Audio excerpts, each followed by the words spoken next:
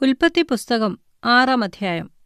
മനുഷ്യൻ ഭൂമിയിൽ പെരുകിത്തുടങ്ങി അവർക്ക് പുത്രിമാർ ജനിച്ചപ്പോൾ ദൈവത്തിന്റെ പുത്രന്മാർ മനുഷ്യരുടെ പുത്രിമാരെ സൗന്ദര്യമുള്ളവരെന്ന് കണ്ടിട്ട് തങ്ങൾക്ക് ബോധിച്ച ഏവരെയും ഭാര്യമാരായി എടുത്തു.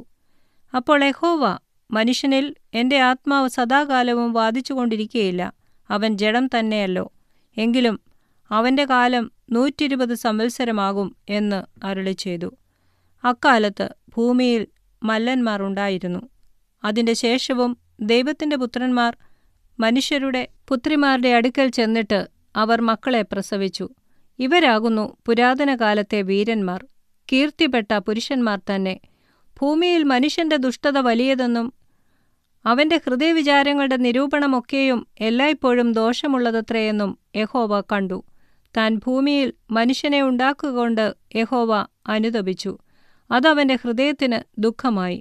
ഞാൻ സൃഷ്ടിച്ചിട്ടുള്ള മനുഷ്യനെ ഭൂമിയിൽ നിന്ന് നശിപ്പിച്ചു കളയും, മനുഷ്യനെയും മൃഗത്തെയും ഇഴജാതിയെയും ആകാശത്തിലെ പക്ഷികളെയും തന്നെ. അവയെ ഉണ്ടാക്കുകകൊണ്ട് ഞാൻ അനുതപിക്കുന്നു എന്ന് യഹോവ അരുളിച്ചെയ്തു. എന്നാൽ നോഹയ്ക്ക് യഹോവയുടെ കൃപ ലഭിച്ചു. നോഹയുടെ വംശപാരമ്പര്യം എന്തെന്നാൽ, നോഹ നീതിമാനും തന്റെ തലമുറയിൽ നിഷ്കളങ്കനുമായിരുന്നു. നോഹ ദൈവത്തോടു കൂടെ നടന്നു. ശേം, ഹാം, യാഫെത്ത് എന്ന 3 പുത്രന്മാരെ നോഹ ജനിപ്പിച്ചു. എന്നാൽ ഭൂമി ദൈവത്തിന്റെ മുമ്പാകെ വഷളായി. ഭൂമി അതിക്രമം കൊണ്ട് നിറഞ്ഞിരുന്നു. ദൈവം ഭൂമിയെ നോക്കി, അത് വഷളായി എന്നു കണ്ടു. സകല ജഡവും ഭൂമിയിൽ തന്റെ വഴി വഷളാക്കിയിരുന്നു. ദൈവം നോഹയോട് കൽപ്പിച്ചതെന്തെന്നാൽ, സകല ജഡത്തിന്റെയും അവസാനം എന്റെ മുമ്പിൽ വന്നിരിക്കുന്നു. ഭൂമി അവരാൽ അതിക്രമം കൊണ്ട് നിറഞ്ഞിരിക്കുന്നു. ഞാൻ അവരെ ഭൂമിയോടുകൂടെ നശിപ്പിക്കും. നീ ഗോഫർ മരം കൊണ്ട് ഒരു പെട്ടകമുണ്ടാക്കുക. പെട്ടകത്തിന് അറകളുണ്ടാക്കി അകത്തും പുറത്തും കീൽ തേക്കണം. അത് ഉണ്ടാക്കേണ്ടതെങ്ങനെയെന്നാൽ, പെട്ടകത്തിന്റെ നീളം 300 മുഴം, വീതി 50 മുഴം, ഉയരം 30 മുഴം. പെട്ടകത്തിന് കിളിവാതിലുണ്ടാക്കണം.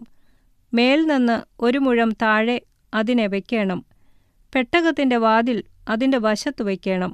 താഴത്തെയും 2-ാമത്തെയും 3-ാമത്തെയും തട്ടായി അതിനെ ഉണ്ടാക്കണം. ആകാശത്തിൻ കീഴിൽ നിന്നും ജീവശ്വാസമുള്ള സർവ്വജഡത്തെയും നശിപ്പിപ്പാൻ ഞാൻ ഭൂമിയിൽ ഒരു ജലപ്രളയം വരുത്തും. ഭൂമിയിലുള്ളതൊക്കെയും നശിച്ചുപോകും. നിന്നോടോ ഞാനൊരു നിയമം ചെയ്യും. നീയും നിന്റെ പുത്രന്മാരും ഭാര്യയും പുത്രന്മാരുടെ ഭാര്യമാരും പെട്ടകത്തിൽ കടക്കണം. സകല ജീവികളിൽ നിന്നും സർവ്വജഡത്തിൽ നിന്നും തന്നെ ഈരണ്ടീരണ്ടിനെ നിന്നോടുകൂടെ ജീവരക്ഷയ്ക്കായിട്ട് പെട്ടകത്തിൽ കയറ്റണം. അവ ആണും പെണ്ണുമായിരിക്കണം. അതതുതരം പക്ഷികളിൽ നിന്നും അതതുതരം മൃഗങ്ങളിൽ നിന്നും ഭൂമിയിലെ അതതുതരം ഇഴജാതികളിൽ നിന്നൊക്കെയും ഈരണ്ടീരണ്ട് ജീവരക്ഷയ്ക്കായിട്ട് നിന്റെ അടുക്കൽ വരേണം.